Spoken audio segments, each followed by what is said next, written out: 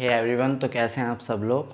तो मैं निखिल रोहेला आज आपको क्लास 10th मैथ एनसीईआरटी का चैप्टर नंबर 2 यानी पॉलिनोमियल बहुपद आपको समझाऊंगा बहुत अच्छी तरीके से।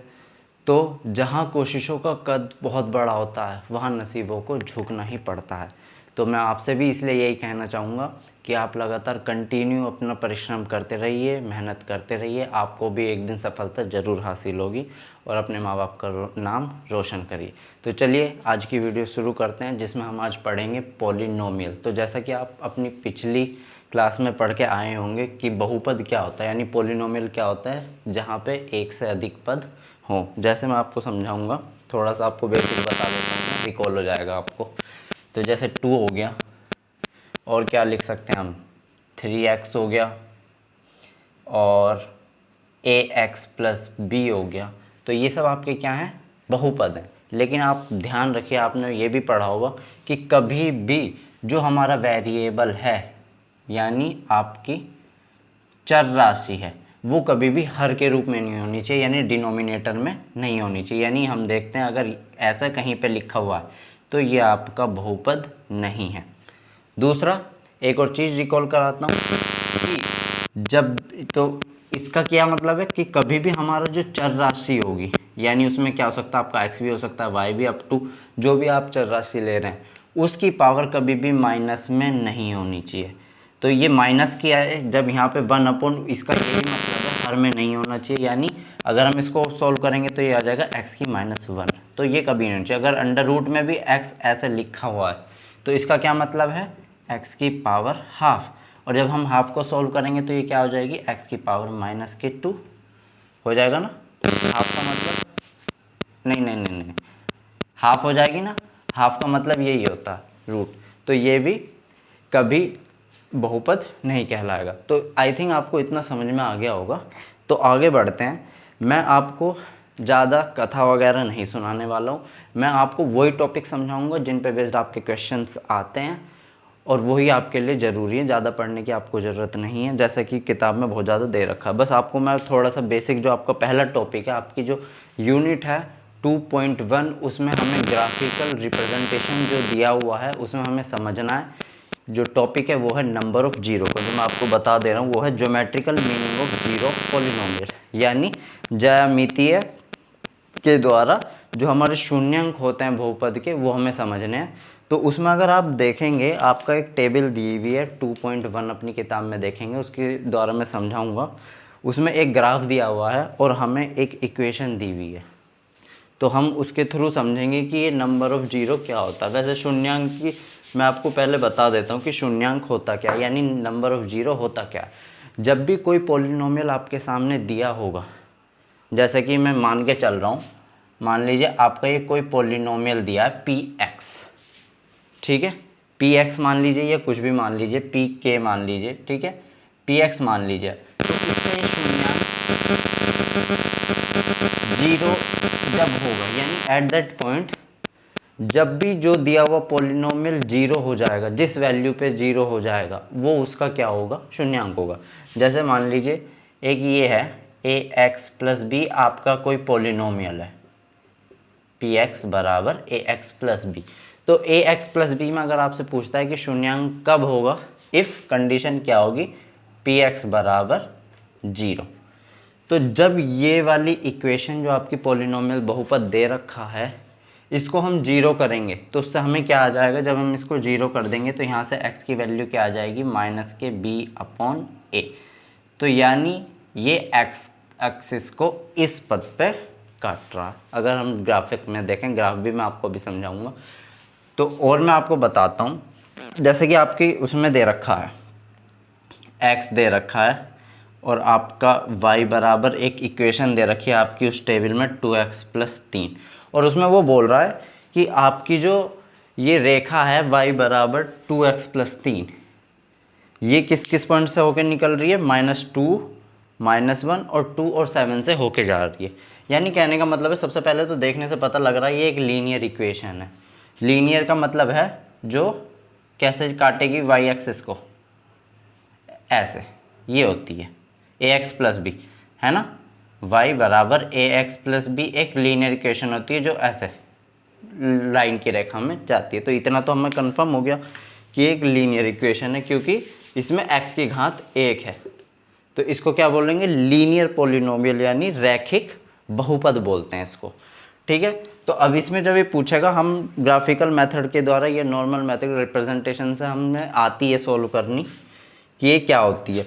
अब जब हम इसमें वैल्यू रखेंगे तो देखिए, एक बार x की वैल्यू हम सॉल्व करेंगे जब इस रेखा को, तो क्या करते हैं, एक बार x की वैल्यू 0 रखेंगे तो y की वैल्यू यहाँ से कितनी आ जाएगी? 3। और जब यहाँ y को 0 करेंगे तो x की वैल्यू कितनी आ जाएगी? -3/2। आप अपनी बुक में देख भी रहेंगे। तो इसका मतलब क्या है? इसका मतलब ये है कि जब हम इसका ग्राफिकल रिप्रेजेंटेशन करेंगे तो ये y एक्सिस आपका हो जाएगा, x एक्सिस हो जाएगा। तो ये रेखा जब आप देखेंगे तो ये कुछ, जब हम यहाँ से पॉइंट लगाएंगे, मान लीजिए 1 हो गया, ये 2 हो गया, ये 3 हो गया, ऐसे ये -1 -2 हो गया। तो अब देखिए, जब ये 3/2 हम देखेंगे, ये x एक्सिस को पहला 0 है, ये वाला देखेंगे हम, ये कहाँ बैठेगा? 0 3। तो 0 कहाँ बैठेगा? 0 3 ये बैठेगा। ठीक है, और दूसरा पॉइंट आपका क्या है? -3/2 0, यानी y एक्सिस 0, y 0 है और ये यहाँ कहीं बैठेगा ऐसे। तो जब हम इसको स्केल की मदद से खींचेंगे तो ये कुछ लीनियर ऐसे जाएगा होके यहाँ से। ठीक है, सीधी लाइन जाएगी, स्ट्रेट लाइन। तो इसका मतलब क्या है कि ये जो 3/2 है, ये नहीं, हमारा ग्राफिकल रिप्रेजेंटेशन में क्या होता है कि शून्यांकों की संख्या जो भी लाइन जितनी बार एक्स एक्सिस को काटेगी, अगर मैं सिंपल नॉर्मल भाषा में कहूँ, जो भी लाइन चाहे वो कैसी भी है, मैं आपको शो करके दिखाता हूँ। मान लीजिए ये देखिए, ये कोई चतुर्थांश है, इसमें कोई रेखा ऐसे जा रही है, तो और मुझसे पूछ लिया कि इसमें बताइए, अभी आपकी एक्सरसाइज भी आएगी, नॉर्मल एक्सरसाइज है जिसमें आपको ग्राफ को देख के बताना है कि उसमें उसके शून्यांकों की संख्या कितनी है, यानी नंबर ऑफ जीरो कितने। तो नंबर ऑफ जीरो नॉर्मल भाषा में कहेंगे तो क्या होगे? जो लाइन एक्स एक्सिस को जितनी बार भी काटेगी वो उसके उतने ही नंबर ऑफ जीरोज होंगे, यानी वो एक्स की वैल्यू है।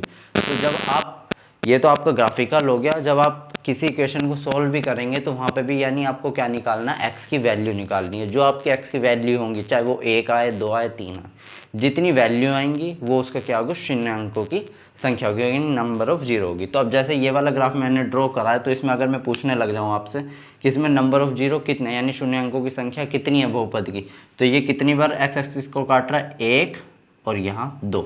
ये आपका एक्स एक्सिस है, ये वाई एक्सिस है। तो 2 इसका क्या हो जाएगी? शून्यांकों की संख्या। ऐसी ये है। यहाँ देखिए ये कितनी बार काट रहा है, देखिए यहाँ नहीं देख सकते क्योंकि वाई एक्सिस को काट रहा है, तो हमें सिर्फ देखना है एक्स एक्सिस। तो यहाँ सिर्फ 1 बार काट रहा है, तो यानी शून्यांकों की संख्या, वो भी कितने पे? -3/2 पे।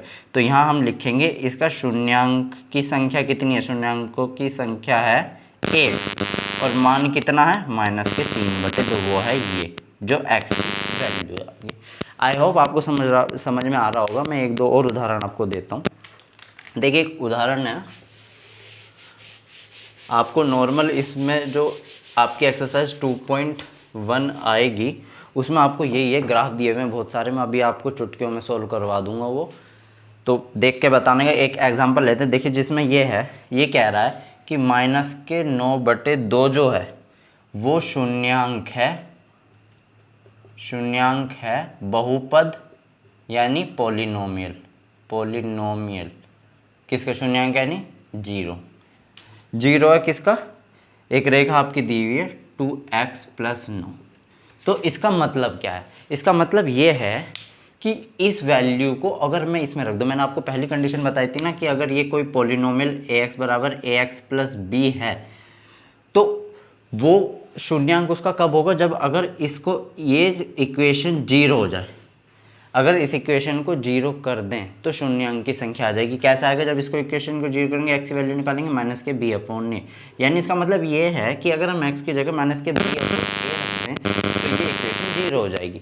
तो वही मान हमें तय करना है जो दी हुई इक्वेशन को 0 कर दे। जिस भी मान पे वो दी हुई इक्वेशन 0 हो जाएगी वो क्या होगा? शून्यांक होगा उस वाली रेखा का। जैसा कि इसमें बताया कि ये कह रहा है कि -9/2 शून्यांक है बहुपद इसका। तो इसका मतलब क्या है कि जब हम x की जगह -9/2 रख रहे हैं तो ये क्या हो जानी चाहिए, 0 हो जानी चाहिए। तो देखें 2 से 2 कैंसिल, ये -9 + 9 तो कितना आ गया 0। तो यानी ये इसका शून्यांक है। एक उदाहरण और लेंगे। देखिए दूसरा उदाहरण में क्या कह रहा है, दूसरे उदाहरण में भी ये कह रहा है कि 2 और -3 शून्यांक है यानी 0 है। किसके, इक्वेशन दी हुई है क्वाड्रेटिक पॉलिनोमियल, द्विघात समीकरण, शून्यांक है द्विघात बहुपद। क्या दे रखा है आपका, x² + x - 6। अभी हमें पता लगाना है कि क्या ये शून्यांक हैं इस बहुपद के। तो क्या होगा, पहले 2 रखेंगे इसमें वैल्यू, तो 2 का स्क्वायर प्लस के 2 माइनस के 6, तो 2 दूनी 4 + 2 - 6, 6 - 6 बराबर 0। तो 0 आ गया, तो यानी ये इसका शून्यांक है, राइट। -3 रख के देखेंगे, -3 का स्क्वायर -3 -6, तो 3 3 9 हो गया, -3 - 6 कितना हो गया 9 - 9, और ये भी आपका 0 आ रहा। तो यानी ये भी एक शून्यांक है। तो आई होप आपको यहाँ से समझ में आ गया होगा कि मैं कहना क्या चाह रहा हूँ कि कोई भी दी हुई पॉलिनोमियल दिए हुए मान से अगर वैल्यू 0 हो जाए, दी हुई, जैसे ये इक्वेशन थी, इस इक्वेशन में हमने ये दोनों वैल्यू रख के देखी, अगर रखने से ये इक्वेशन 0 हो जा रही है तो यानी वो शून्यांक है, और नहीं हो रही तो नहीं है, तो यानी वो x की वैल्यू है। आगे हम और भी टॉपिक डिस्कस करेंगे जिसमें हम पता लगाएंगे लीनियर यानी रेखिक बहुपद, क्वाड्रेटिक पॉलिनोमियल यानी द्विघात बहुपद, और ऐसे ही हम ट्राई पॉलिनोमियल में आपको बताएंगे कि वहाँ पे कैसे निकलना है। तो फिलहाल के लिए ये टॉपिक इतना है जिसमें आपको समझना है। अब मैं आपको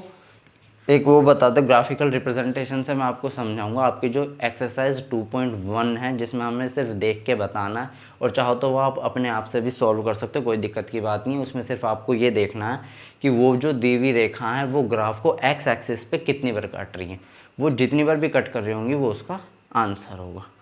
तो आई होप आपको ये टॉपिक समझ में आ रहा होगा। मैं अभी आपको एक्सरसाइज 2.1 समझा देता हूँ कि वो कैसे सॉल्व होगी। तो अगर आपको अच्छी वीडियो लग रही हो तो लाइक शेयर सब्सक्राइब करना बिल्कुल ना भूलें, ज़्यादा से ज़्यादा शेयर करें। Thank you.